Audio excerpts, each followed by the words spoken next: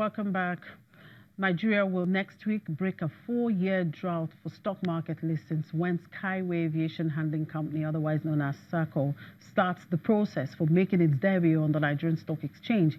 Well, Cyfax Group, which wholly owns Sahco, will sell over 406 million shares in the aviation services firm via the stock exchange from November 12 to December 19. Let's get a sense of how the market is taking this piece of news. Temple Ashaju will tell us. Good afternoon, Temple. Thank you very much for coming through.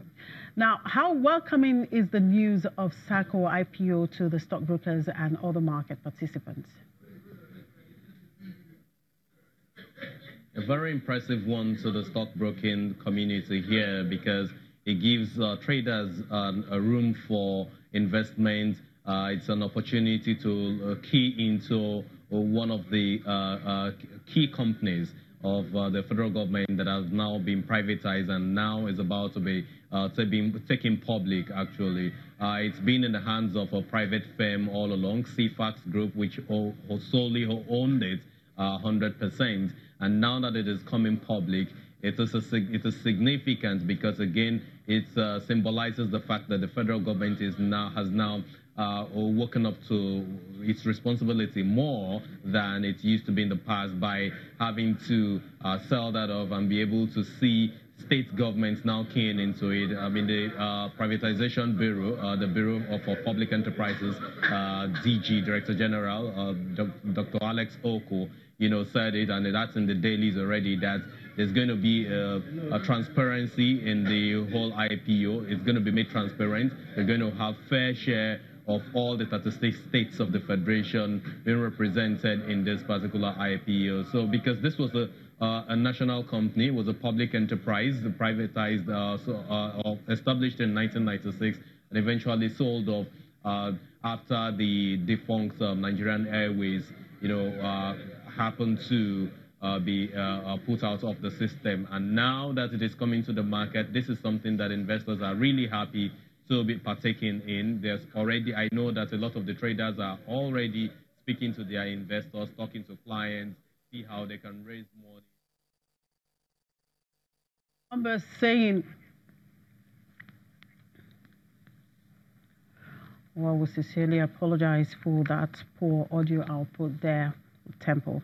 Well, we'll move on now. Mozambique's Finance Minister Adriano Malene says the agreement with the bulk of its creditors to restructure a $726.5 million Eurobond was a relief for the budget.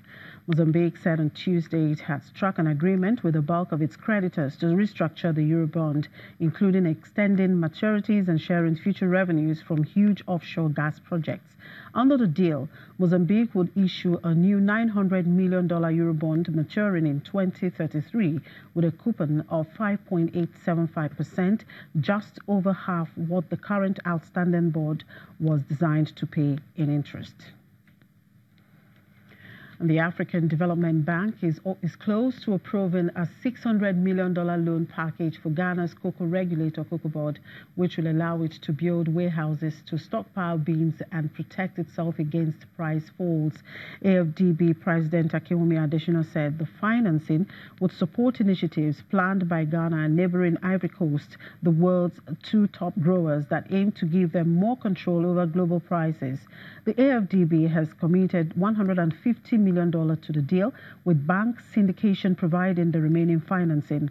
Despite accounting for over 60% of the global supply of the chocolate ingredient, the governments of Ivory Coast, the world's #1 producer, and Ghana remain largely at the mercy of world price fluctuations. And Saudi Arabia has made a $1 billion bid for a broad partnership with South African state-owned defense group DENEL that would include acquisition of a minority stake in a joint venture with Germans Rheinmetall. Currently heavily dependent on imports, Saudi Arabia, the world's third-largest defense spender, is seeking partnerships to develop its own domestic defense industry with a goal of localizing half of its military spending by 2030. Saudi Arabia Military Industries, the Kingdom's state defense company, said last month that it was in discussions with all major South African firms and aimed to conclude the first deals by the end of this year. Saudi Arabia is targeting DENEL's 49% stake in Remtel DENEL Munition. And Gabon plans to scrap corporate tax as part of a revised hydrocarbons law and has launched a new offshore oil and gas exploration licensing round. In March, Gabon, a member of the Organization of the Petroleum Exporting Countries, said it planned to revise its hydrocarbons code, under which the state holds a minimum 20% stake in oil projects in a bid to attract new investment. It will also end the 35% corporate tax rate. Gabon, a tropical nation famed for its rainforests and wildlife, was a mid-tier African oil producer, churning out about 200,000 barrels of oil per day. In the meantime, Uganda plans to launch its next bidding round for oil exploration licenses in May next year. Uganda is developing oil deposits but has yet to begin production. Discovered 6.5 billion barrels worth of hydrocarbon deposits 12 years ago in the Albertine Rift Basin near its border with the Democratic Republic of Congo, but production has been repeatedly delayed by disagreements with oil companies over field development strategy and tax disputes.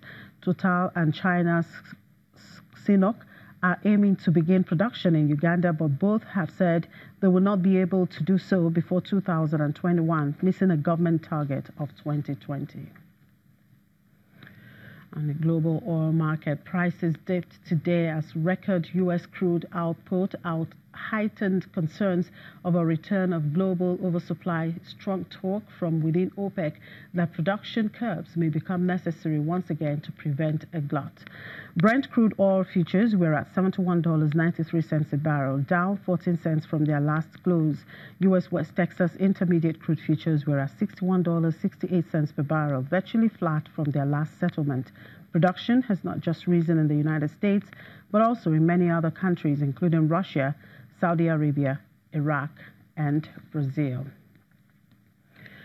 And finally, to metals markets, gold prices inched lower today on the back of a stronger dollar as investors digested the U.S. midterm election results and turned their focus to the Federal Reserve's monetary policy decision due later in the day. Spot gold was down 0.2% at $1,223.70 per ounce, while U.S. gold futures fell 0.3% to $1,224.07 per ounce. In other precious metals, silver was down 0.2% at $14.54 per ounce.